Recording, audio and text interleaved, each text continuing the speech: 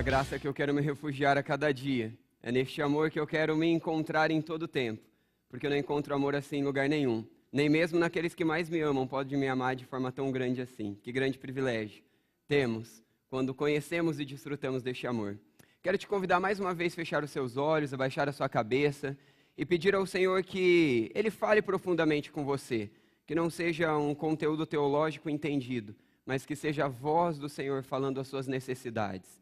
Ore por você, ore para que eu seja um canal de bênção, que transmita somente a palavra dEle e nada de mim. Senhor, obrigado pela Tua palavra, tão grande privilégio. Quando andamos em um mundo onde as pessoas dizem que tudo é relativo, nós temos a verdade. Não porque vem de nós ou porque somos melhores, mas porque o Senhor é o perfeito. E o Senhor se revelou, dando uma direção, dando princípios que norteiam cada área das nossas vidas. Muito obrigado. Não tem como não te agradecermos. Não temos como não ficarmos maravilhados diante de tão grande privilégio. E ao mesmo tempo, Senhor, clamarmos de que o Senhor abra os nossos ouvidos. São tantas as possibilidades de distração, são tantas as possibilidades de eu não conseguir me comunicar e me fazer entendido, mas a Tua palavra por si só é capaz de alcançar os corações de cada um nesta noite. Por isso eu te suplico que com o poder do Teu Santo Espírito, o Senhor fale até com as crianças e até os idosos, que todos nós saímos daqui impactados, motivados, encorajados pela verdade, pelo poder da Tua palavra, do Teu amor e da Tua graça. Abra, Senhor, os nossos ouvidos e, por favor, tire tudo e qualquer coisa que possa nos atrapalhar de ouvir e de entender a Tua voz. É a nossa oração em Cristo. Amém. Tem um quadro bem antigo e é um quadro extremamente conhecido e eu queria pedir que você, adulto, observe. Quem sabe você já vai identificar que quadro é esse, de onde ele veio e o que ele retrata ali. Crianças, o que vocês conseguem ver nesse quadro? Pensa aí, o que você está vendo? Eu não sei como está a projeção para você aí, é um quadro extremamente antigo e essa foto também não é muito boa, mas eu vou te dizer o que está ali. Então, crianças, tenta imaginar o que está acontecendo ali e adultos da mesma forma. Então, nós temos pessoas principais desse quadro. Tenta imaginar o que está acontecendo. O que aconteceu nesse quadro ali? Tem um homem, preste atenção lá, crianças, olha aquele homem. E tem alguém mais novo, que está ajoelhado no chão de frente para aquele homem. O que vocês acham que aquele homem está fazendo e por que aquela criança, aquele jovem, aquele menino está diante daquele homem? O que está acontecendo? O que reproduz ali naquele quadro? O que vocês conseguem ver? Enfim, este é um quadro extremamente conhecido por um pintor que também é extremamente conhecido. O nome dele é Rembrandt e ele é um dos pintores mais conhecidos e mais importantes da Europa. Devido à sua importância, esse quadro é muito debatido. Várias pessoas comentam vários aspectos e eles tentam ficar entendendo o que o autor quis reproduzir ali. E esse quadro tem um nome extremamente conhecido para nós, que temos um tanto quanto conhecimento da Bíblia. O nome desse quadro é O Filho Pródigo, o retorno do Filho Pródigo. Enfim, o que na verdade está retratando ali é a história do filho pródigo, e eu acho que quase todos conhecem, e a ideia é um filho que sai em desobediência, faz tudo que não deveria, faz exatamente tudo que é errado, e quando ele volta para casa, o pai estava exatamente à sua espera. É isso que o quadro tenta relatar. E alguns detalhes, crianças, vê se vocês conseguem ver, eu sei que a imagem aí não está muito boa, mas se você tentar observar ali nos pés, ele está com os pés sujos, além dos pés sujos, um dos pés ele está com um chinelo, o outro está o chinelo caído, mas ambos são chinelos velhos, desgastados. As roupas são roupas como de mendigos que ficam na rua, sujas, esfarrapadas. Vocês conseguem notar, vocês conseguem ver esses detalhes? E então, dentro de todos esses detalhes desse quadro, o que é mais comentado devido ao pintor ser famoso é o quê? Como pode um filho que se revolta e quer, o que não tem direito, ou o que em partes teria direito, e sai da casa, e faz tudo errado.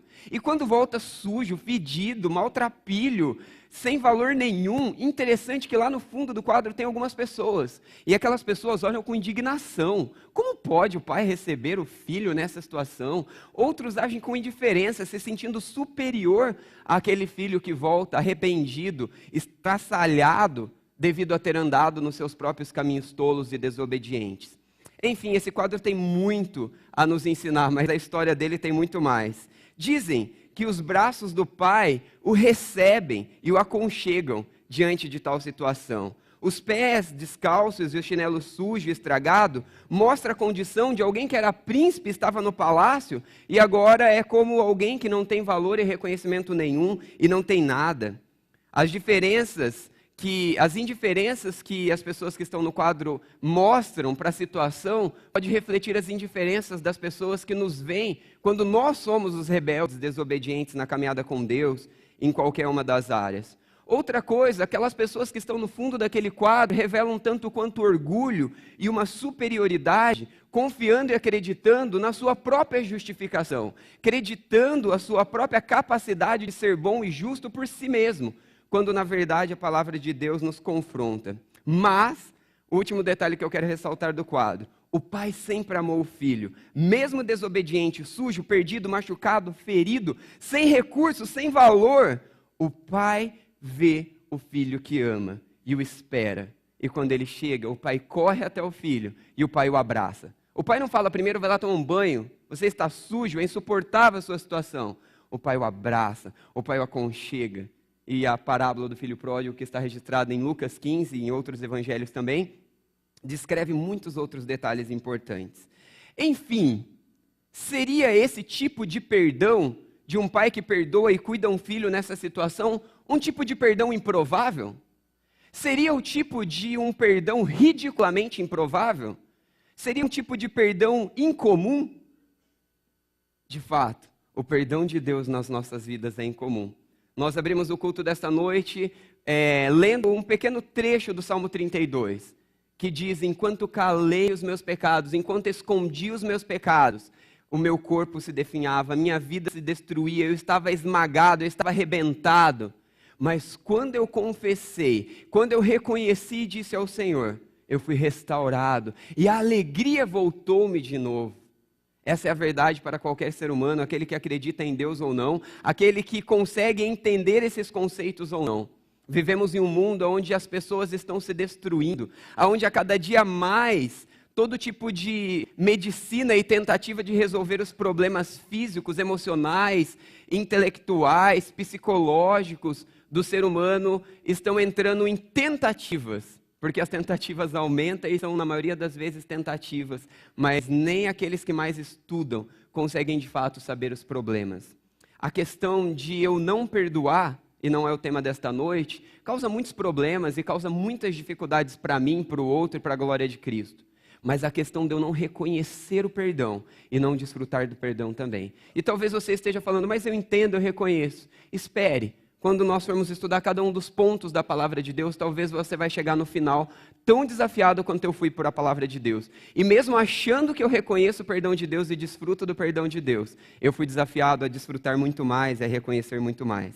Quero contar uma outra história, e uma história também bem conhecida, inclusive verídica, não é apenas uma parábola. A história dos Quakers. Os Quakers talvez seja muito conhecido para você da aveia, e aquele grupo é um grupo de cristãos. Esse grupo era um grupo muito aplicado na palavra de Deus, e eles tinham algumas realidades singulares. Eles eram muito simples, amáveis, lutavam pela bondade, generosidade, pacifismo. Um grupo que surgiu lá na Inglaterra em 1647. Se fôssemos resumir a história deles, era um grupo de pessoas que fazia de tudo para não brigar, que fazia de tudo para amar e cuidar uma das outras. Era um grupo que vivia a simplicidade e sempre optava pelo amor, pelo zelo, pelo cuidado do outro. Crianças, prestem atenção nisso, que isso tem tudo a ver com vocês nessa história. Essa história conta a história de algumas crianças em uma sala de aula numa escola. Crianças simples, crianças humildes, crianças preocupadas em amar e cuidar uma das outras. Naquela escola não tinha muito do que se tem normalmente aí fora, cada um, quem tem a melhor roupa, quem tem o melhor lanche, quem tem o pai que ganha mais dinheiro ou paga devidas viagens. Não, eram crianças comuns, todos eles comiam das mesmas coisas, vestiam o mesmo tipo de roupa. Imagina essa cena, todos vocês, mas crianças, prestem bastante atenção para você entender isso.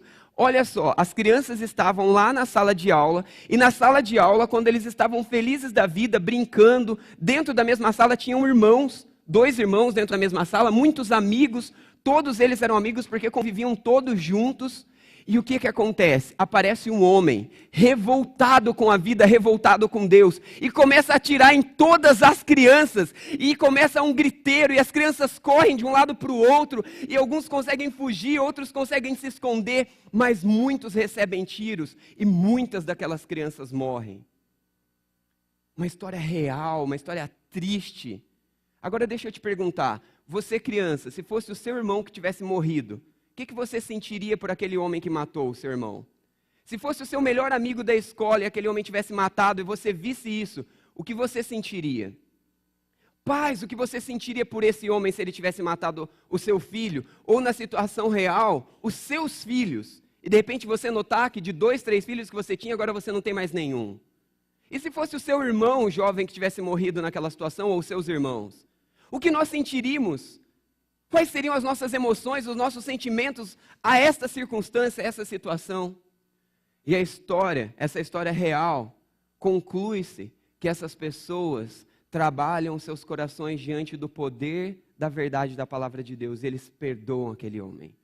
Eles reconstroem as suas vidas. Aquele homem se arrepende e aquele homem também reconstrói a sua vida.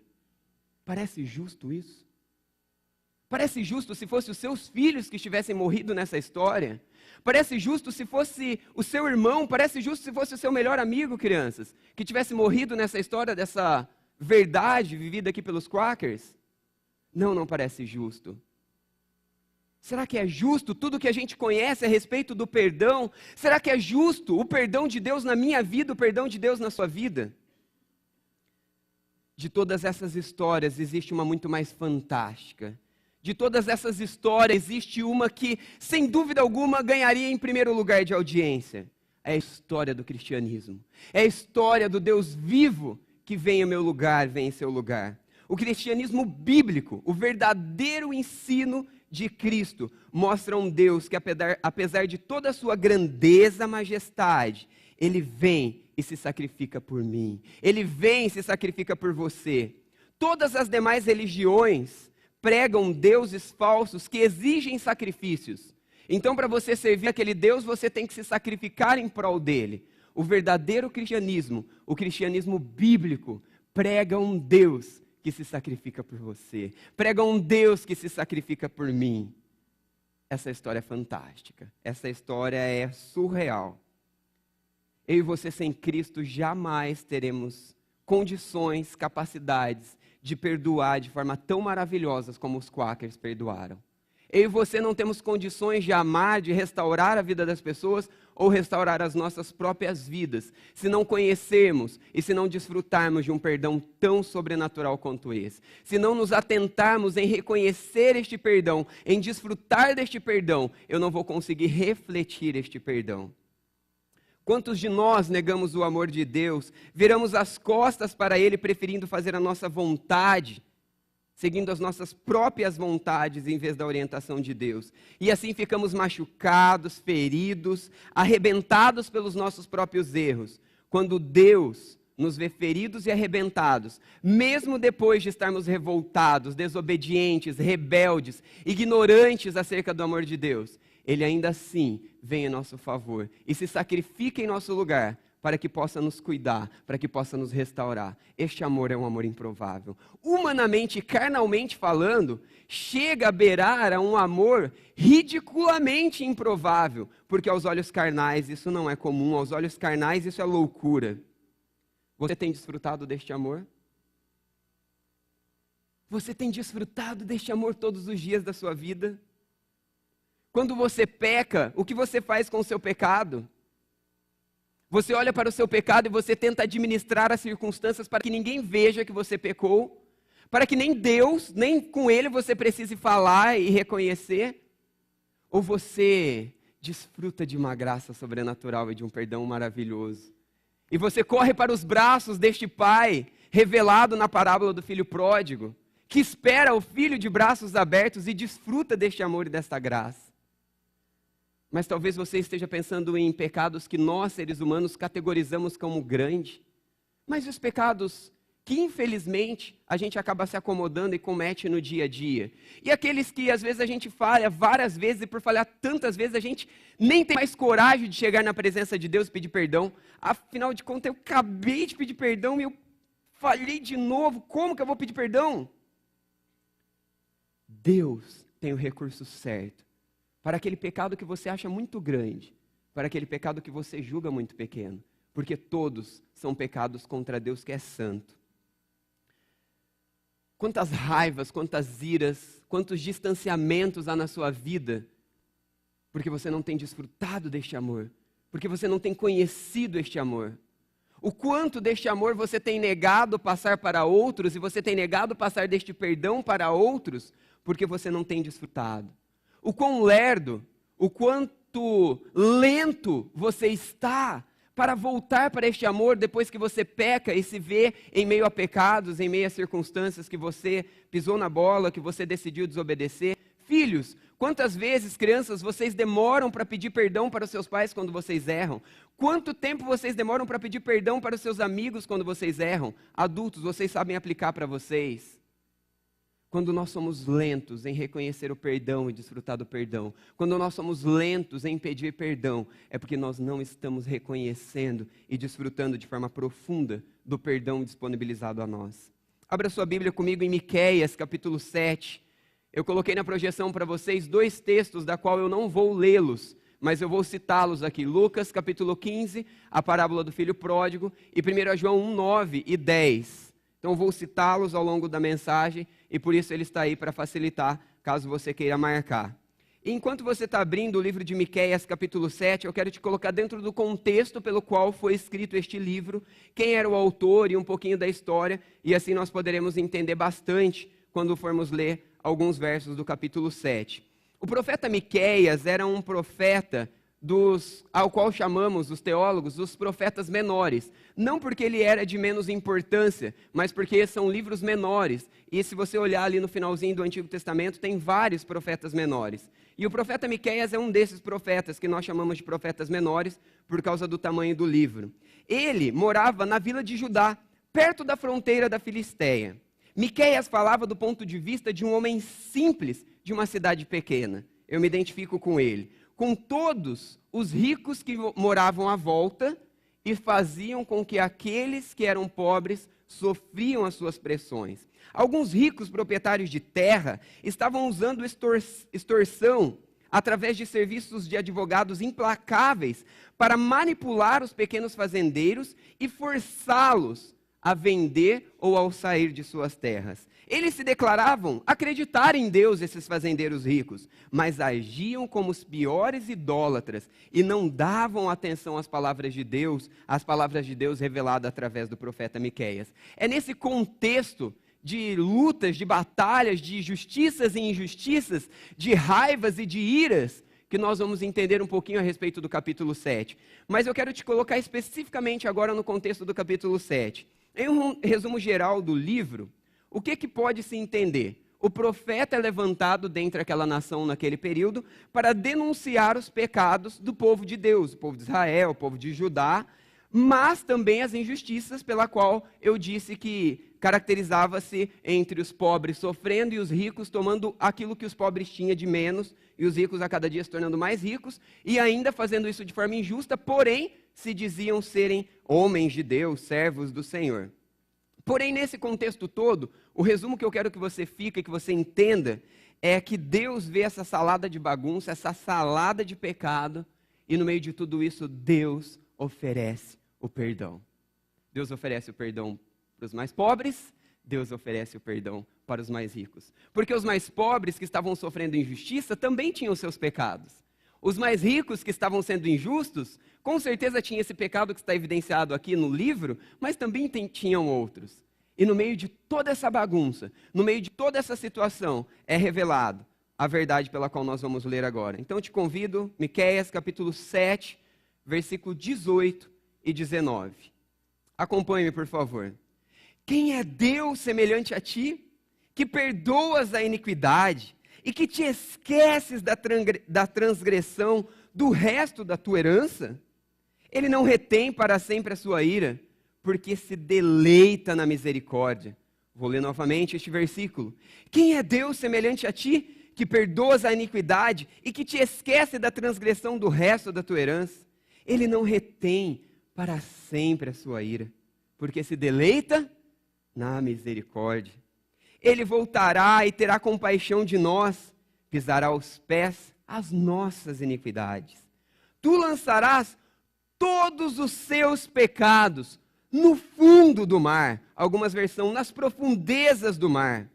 Mostrará a Jacó a tua fidelidade e a Abraão a tua misericórdia, as quais coisas tem jurado aos nossos pais desde os dias antigos.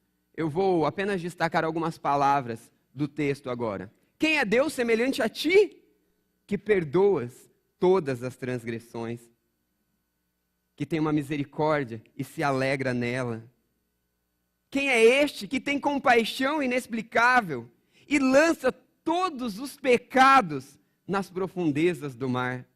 Mostra a fidelidade e a misericórdia. Quem é este? Quem é este que eu quero conhecer? Eu já conheço, glória a Deus, pelo dia que alguém me falou deste amor. Glória a Deus pelo dia que alguém me disse que eu não precisava fazer algo, porque eu não sou bom, mas um Deus gracioso fez por mim, e agora eu faço em consequência deste amor, em consequência deste perdão. Ah, que privilégio. Agora que nós já estamos dentro do contexto, e nós já entendemos um pouquinho de tudo isso, eu quero chamar você a atenção a algumas verdades, pensando dentro dessa temática. Perdão ridiculamente improvável. Tanto a história de Lucas 15, quanto a verdade narrada em 1 João 1,9, que diz: se confessarmos os nossos pecados, Ele é fiel e justo para perdoar os nossos pecados e nos purificar de toda injustiça. Quanto à verdade de Miqueias, que fala que Deus é gracioso, que Deus é decidido em perdoar, que Ele é bondoso, que Ele é lento em simplesmente julgar, mas paciente e longânimo em perdoar. Diante de tais verdades, é que nós somos convocados a pensar uma ideia resumida de toda essa verdade. Existe um Deus grande, que te ama, que se importa com a tua vida, que conhece a sua dor, que conhece as injustiças que você vive, que conhece as injustiças que você praticou, e diante dele tudo isso pode se tornar nada, porque o amor e a graça dele é capaz de passar por cima de tudo isso. É diante de tão grande verdade que então o tema é proposto: perdão ridiculamente improvável, que só pode vir de um Deus como verdadeiro Deus, de um Deus como verdadeiro Deus. Religiões e religiões pregarão diversas verdades, entre aspas, de deuses. Nós, seres humanos, vamos criar deuses que satisfaçam instantaneamente as nossas necessidades, os nossos desejos, as nossas tentativas de ser felizes. Mas a verdade da palavra de Deus revela um Deus que está acima de tudo isso. Um Deus que não é criado por mãos humanas, um Deus que não se limita a uma capacidade racional e intelectual minha e tua, um Deus que não se limita a uma justiça limitada como a nossa, mas um Deus que está acima de tudo isso. Só Ele é o verdadeiro Deus. E é a respeito disso que eu quero pensar. Quem é Deus semelhante a ti? O texto destaca: que perdoas a iniquidade e esquece a transgressão. Somente o ensinamento bíblico, preste atenção.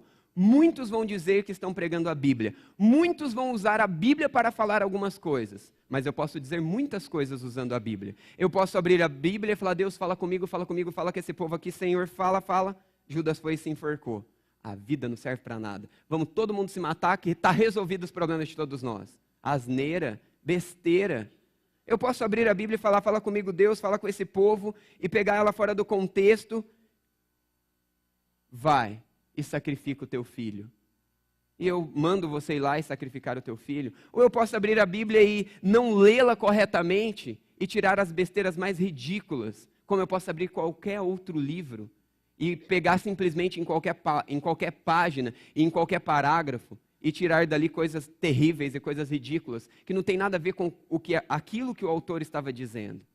A palavra de Deus precisa ser entendida. A palavra de Deus precisa ser compreendida dentro do seu contexto, dentro da sua verdade. E esta palavra ensinada e pregada dessa forma, muda, restaura a vida de qualquer um. E quando o evangelho é pregado dessa forma, quando o evangelho é ensinado desta forma, ele revela um Deus grande, poderoso, gracioso, que esquece as nossas transgressões.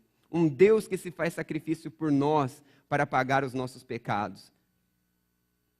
Este é o teu Deus. Este é o meu Deus. Olha só uma das palavras destacadas em 1 João, capítulo 4, versículo 10. Traz lá uma das palavras relacionada ao perdão, relacionada ao aplacamento dos nossos pecados. Eu vou ler primeiro 1 João 4, 10. Nisso consiste o amor. Não em que nós tenhamos amado a Deus, mas que Ele nos amou e enviou o Seu Filho como propiciação pelos nossos pecados. Essa palavra tem a ideia de conciliação no original. Tem a ideia de propiciação, de tranquilizar, de aplacar a ira. Deus, na sua graça, é justo juiz e condena o pecado que nós cometemos. Quero te contar uma história muito simples, ou uma história muito simples que talvez me ajude a ilustrar esta verdade.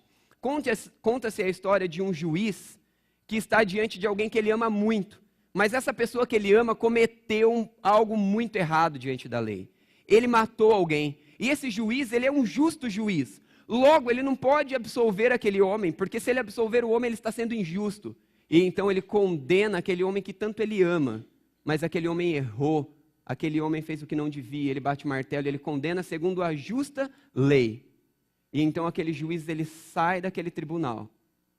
E ele entra no lugar daquele que foi condenado. Paga o preço da condenação. Foi isso que Deus fez naquela cruz por mim. Foi isso que Deus fez naquela cruz por você.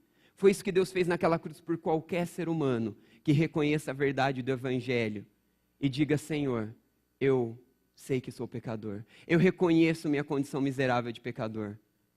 Romanos 10, 9 diz: se com a tua boca confessar que Jesus Cristo é o Senhor e no seu coração crer que Ele ressuscitou dentre os mortos, será salvo. Não basta dizer, tem que crer no coração. Quem crê no coração, meu irmão, vive a partir deste amor. Quem crê no coração, reflete este perdão. Quem crê nessa verdade, desfruta de um perdão genuinamente suficiente para a situação que você se encontra. Tem alguma área que você não se sente perdoado? Tem alguma área que você não consegue perdoar alguém? Quem entende essas verdades do Evangelho, desfruta deste renovo e desta restauração. Deus aplacou toda a ira dele mesmo contra a impiedade e injustiça que nós cometemos com os nossos pecados, condenando-nos, porque Ele é justo, mas amando-nos quando se colocou no nosso lugar para pagar o preço da condenação que era minha, o preço da condenação que era tua. É neste contexto e é nesta verdade que nós podemos entender primeiro a João 9, é neste contexto e nesta verdade que nós podemos entender lá no Antigo Testamento, que já revelava Jesus que haveria de vir, e aqueles que acreditavam nele seriam perdoados por seus pecados. Ah, como é bom desfrutar deste amor. Ah, como é bom ter a certeza deste amor. Meu querido, deixa eu te perguntar, talvez quando eu vou tentando desenhar as verdades aqui do Evangelho para você e a aplicação do perdão, você está achando que eu estou pregando para pessoas que não conhecem a Cristo. Sim, eu estou pregando, se você não conhece a palavra de Deus e a Cristo para você, estou tentando te fazer entender os conceitos genuínos da palavra de Deus. Mas eu quero falar com você que já conhece a Deus há muito tempo. E muitas das vezes nós nos esquecemos das coisas mais básicas do Evangelho e da verdade da palavra de Deus. Quando eu conheço este amor, quando eu conheço este perdão, eu desfruto dele em todo o tempo. Por que você justifica o seu pecado? Porque tantas vezes quando você é exortado, você dá 10.000 justificativas do seu pecado e você não reconhece. Não seria porque você não está desfrutando de um perdão que é capaz de te alcançar? Que ele é tão grande, tão improvável, que beira o ridículo de improvável, mas que te alcança na sua miserável situação? Será que você está tentando imitar as religiões que não seguem a Bíblia e ser o seu próprio Deus, fazendo você mesmo a propiciação para o seu pecado? Fazendo alguma coisa que te faça justo e um pouquinho melhor e um pouquinho mais bonzinho? Eu e você não somos bons e não tem nada de bom em nós, a não ser o Espírito Santo, aqueles que a Ele se entregam. Não tem como eu dizer para você que eu sou bom em algo, porque se eu faço algo bom, é por causa da graça que habita em mim. É por causa deste amor e deste perdão que me alcançou, que te alcançou.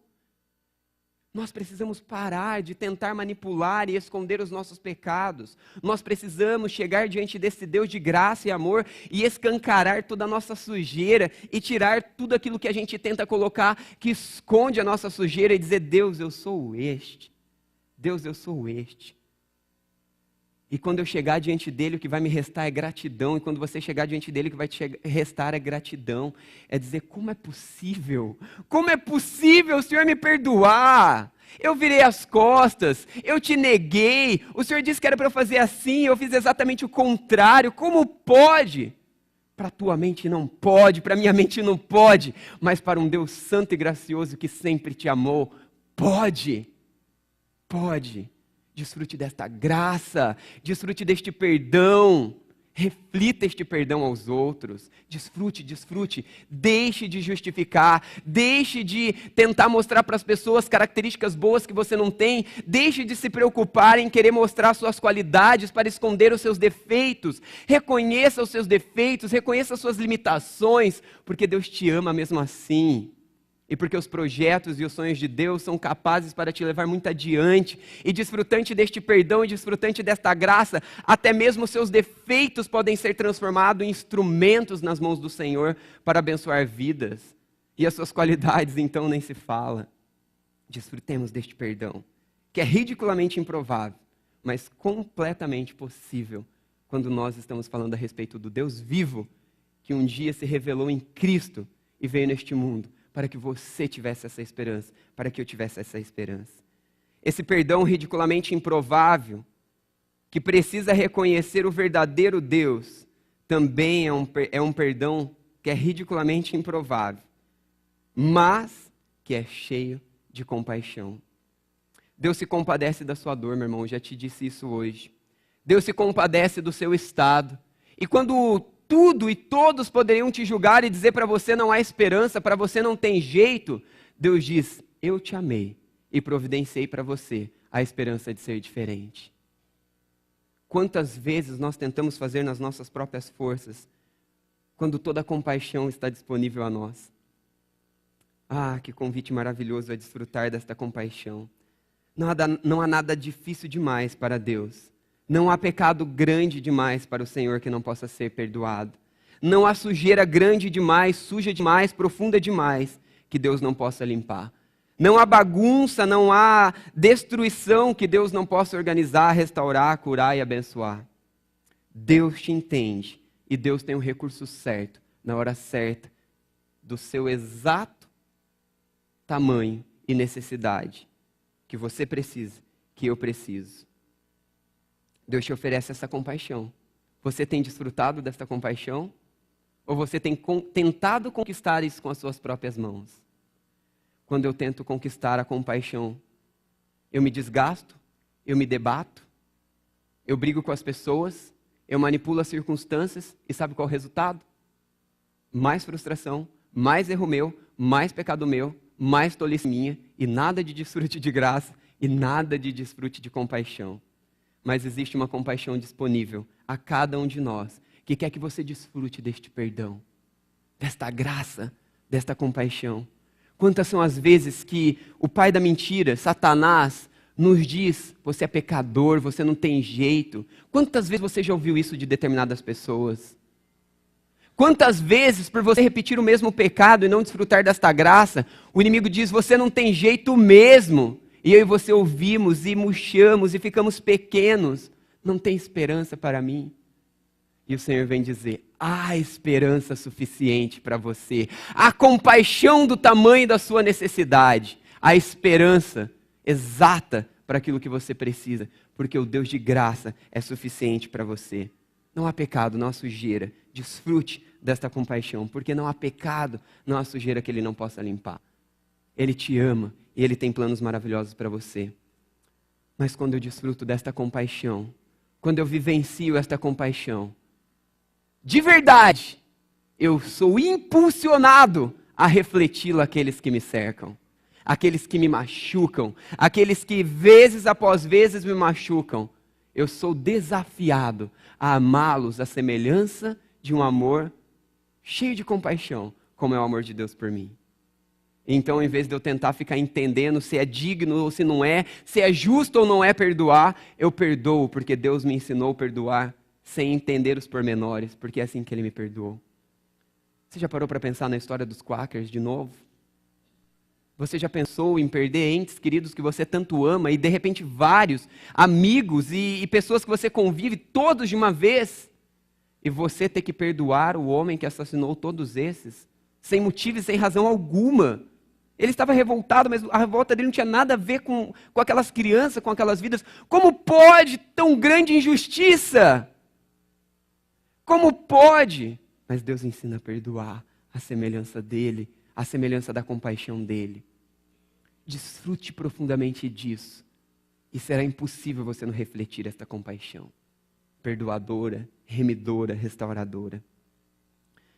Quantas coisas Deus quer restaurar dentro da tua casa, dentro da tua família, no relacionamento com o pai, com mãe, com o irmão, com o namorado, com cônjuges, com amigos aqui da igreja, com o patrão, reticências, etc. Quantas restaurações Deus deseja fazer a partir desta verdade desfrutada, vivida e vivenciada. Quantas são as pessoas que nós tão rapidamente desistimos, julgamos e nos julgamos superiores a elas. Quantas são as pessoas que, em vez de oferecermos a cura, nós rapidamente apontamos. Quantas são as pessoas que diariamente Deus nos dá a oportunidade de amarmos de forma compassiva, mas nós amamos de forma a julgar e a apontar. Quantas pessoas Deus coloca a nosso redor, em volta das nossas vidas, com o intuito de que nós sejamos agentes restauradores dele, a partir de um amor e de uma graça perdoadora que recebemos, mas nós fazemos diferente. Esta verdade não é para jogar na tua cara que você tem que fazer isso a partir de porque você ouviu e você tem que fazer isto. Mas essa verdade deve te impulsionar a lembrar de um amor incrível e compassivo e te encorajar a vivenciar e desfrutá-lo tanto, tanto, de que você não vai conseguir não reproduzi-lo para aqueles que te cercam.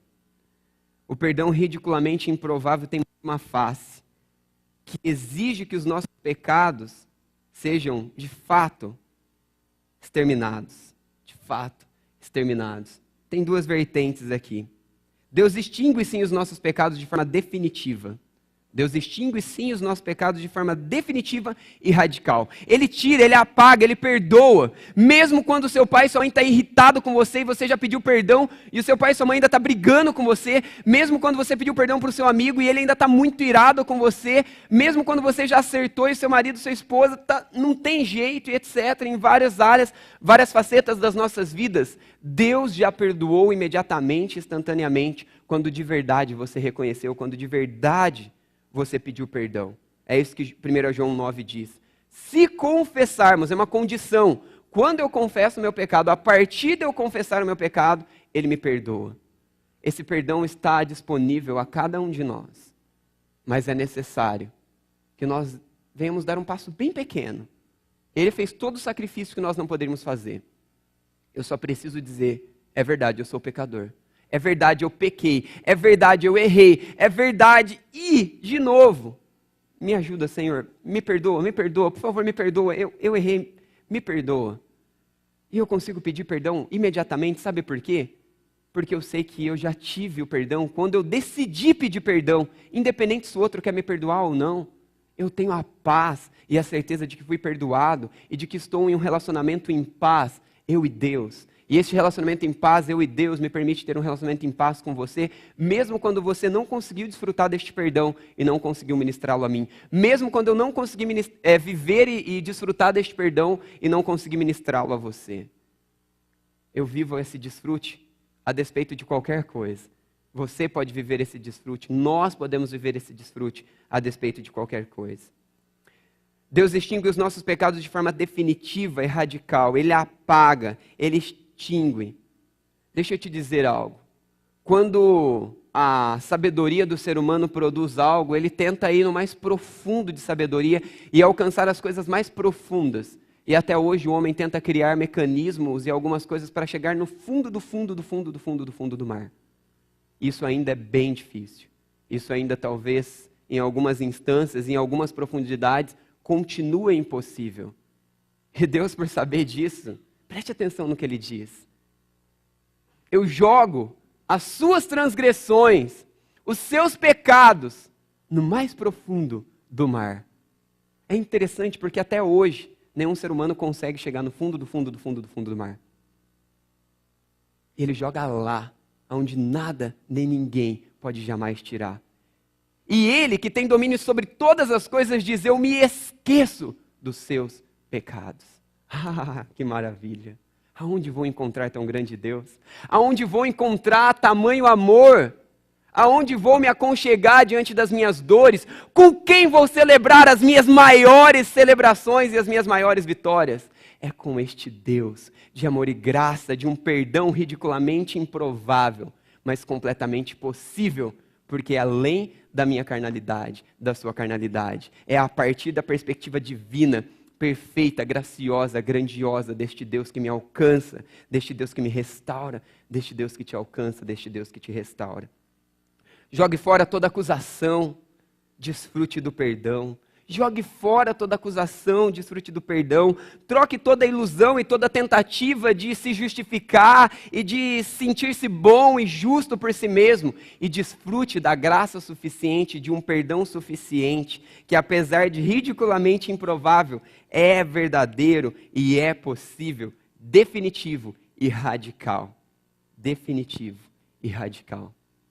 Ah, que privilégio. Privilégio que deve invadir a minha vida, privilégio que deve invadir a sua vida, a desfrutar deste amor e dessa graça todos os dias, em todas as instâncias, em todas as áreas, em todas as coisas.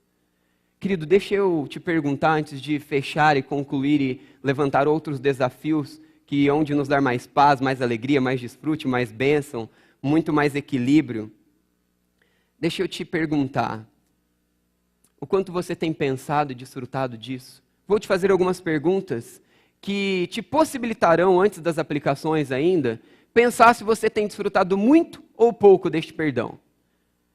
Você é uma pessoa que reconhece imediatamente os seus pecados e diz: pequei, pequei. Perdão, irmão, perdão, ai, Senhor, perdão. Se você é alguém que faz isso instantaneamente, imediatamente, possivelmente você tem desfrutado profundamente deste amor e deste perdão ao qual nós estamos estudando, aplicando e pensando nesta noite. Se você é alguém que normalmente enrola, administra, tenta esconder, tenta colocar uma outra qualidade ou defeito de uma outra pessoa para justificar os seus e tenta manipular e administrar, se você normalmente faz isso, é porque você não tem desfrutado disso. Deixa eu te falar uma outra coisa bem séria, relacionada à vivência de obediência e santidade, pecado ou santidade. Quando eu e você somos tentados, e a gente dá aquele escorregão, a gente acaba tendo uma falha, e eu reconheço isso, e eu reconheço que tem um perdão instantâneo à minha disposição, um perdão suficiente à minha disposição, eu me volto instantaneamente a desfrutar deste perdão, dessa suficiência, dessa graça e desse amor. Agora, quando eu tropeço e caio, e eu fico ouvindo coisas da minha própria mente, do inimigo, você não tem jeito. Agora que você já fez, já era. Provavelmente, você não tem desfrutado do perdão ridiculamente improvável, mas completamente possível, quando vem da parte de Deus para nós. E nós poderíamos pensar outras coisas, você pode anotar e pensar durante a semana, vocês pais com seus filhos conversarem a respeito disso, esposo desafiar esposa, desfrutar isso, não a te perdoar, tá? Mas a desfrutar deste perdão e vice-versa no casal, com os filhos, com amigos e etc. Oportunidade que eu e você temos de desfrutar daquilo que Deus nos dá, a partir de uma perspectiva muito mais profunda, que deve restaurar relacionamentos, que deve restaurar áreas destruídas, que deve restaurar coisas que você nem imagina que você pode desfrutar, que talvez um dia você já desfrutou, mas que já se esqueceu porque tornou-se cego e você tenta administrar tudo, quando na verdade Deus já administrou e te deu de presente. O perdão ridiculamente improvável deve nos levar a algumas aplicações. O verdadeiro perdão de Deus deve nos conduzir imediatamente para perto dele, sempre. É o que eu acabei de dizer, pequei, errei. Opa, Senhor, me perdoa, me perdoa. Ufa. Pecado vem, a tentação vem. Não quero, não preciso de você, tenho um amor maior que você, tenho algo muito mais suficiente do que esse alívio instantâneo que você me oferece, que depois vai me machucar. Eu tenho um amor que me cuida, eu tenho um amor que me restaura, eu tenho um amor que é muito superior, que é tudo que eu preciso, que não é ilusório, que não é mentiroso como você, pecado e oferta do inimigo, oferta do meu próprio coração. O verdadeiro perdão de Deus deve me conduzir imediatamente para perto dele, sempre. Você tem se conduzido imediatamente para perto de Deus, nos seus acertos, nos seus erros? Desfrute, é possível. O verdadeiro perdão de Deus deve me conduzir a perdoar sempre. O verdadeiro perdão de Deus deve me conduzir a perdoar sempre. Nós poderíamos estudar a teologia de várias verdades que a Bíblia ensina, que nós devemos perdoar 70 vezes 7, e não é para você fazer as contas, mas é para você pensar que não tem números. Perdão, perdão, perdão, perdão, perdão, e mais perdão é o que eu e você devemos dar para aqueles que nos cercam, a semelhança do perdão que recebemos. E aí eu sei que tem todas entrelinhas dessa questão de quando eu perdoo e quando eu me exponho de novo àquele que me ofendeu, mas essa é uma outra verdade teológica dentro de um outro texto bíblico que você pode aprender e pode estudar. O verdadeiro perdão de Deus deve nos conduzir a uma vida desfrutante deste amor sempre. O verdadeiro perdão de Deus deve me conduzir a uma vida desfrutante deste amor sempre. Quando os amores da sua vida te falharem, quando o seu filho te decepcionar, quando o seu esposo te decepcionar, quando a sua esposa te decepcionar, quando o seu patrão te decepcionar, quando a lucratividade da sua empresa te decepcionar, quando o sucesso profissional te decepcionar, quando algo te decepcionar, lembre-se, há um perdão que reflete um amor suficiente que me leva a desfrutá-lo em todo o tempo. Tudo isso deve me conduzir e deve te conduzir a alguns posicionamentos hoje. Quem você deve perdoar que você ainda não perdoou? Qual área na tua vida que você deveria desfrutar de perdão e ainda não está desfrutando? Quanto tempo você tem deixado de orar e de buscar a presença de Deus porque você acha que é sujo demais para que Ele te ouça? O que você está esperando para imediatamente, instantaneamente correr para este braço de graça e amor que deseja ministrar cura e restauração sobre as suas vidas, sobre as nossas vidas? São tantas aplicações a respeito dessa graça e desse amor, mas eu quero deixar uma última e assim encerrar. Preste atenção, quando eu reconheço tão grande amor, quando eu encho a minha cabeça com tão grande verdade, quando eu não permito a minha mente se encher com inverdades e com mentiras. Antes eu encho a minha mente com a verdade deste amor grandioso, perdoador e incrível. Isto me impulsiona a obedecer muito mais, a ser mais santo, a ser mais comprometido. Porque não há ninguém que me peça para fazer algo que me ame tanto. Logo, se Ele está me dando uma orientação, eu posso me submeter, porque é o melhor. Mentiras, ilusões, tentações, provações vão continuar surgindo. Mas se a minha mente estiver cheia deste amor, se a sua mente estiver cheia deste amor, se a nossa mente estiver cheia deste perdão possível, que invade, restaura e cura, eu vou negar as mentiras, eu vou negar as ilusões, eu vou negar as propostas que são contrárias à orientação deste Deus tão grande em amor e graça, para desfrutar de algo muito melhor. Eu abro mão daquilo que eu acho que é bom, para desfrutar daquilo que é muito bom. Eu abro mão daquilo que eu acho que é bom, para desfrutar daquilo que é maravilhosamente bom, perfeito, agradável. Esta é a vontade de Deus para nós. Feche seus olhos, abaixe a sua cabeça, coloque a sua vida diante de Deus, os desafios que você e eu fomos desafiados. Desfrute deste amor, desfrute desta graça.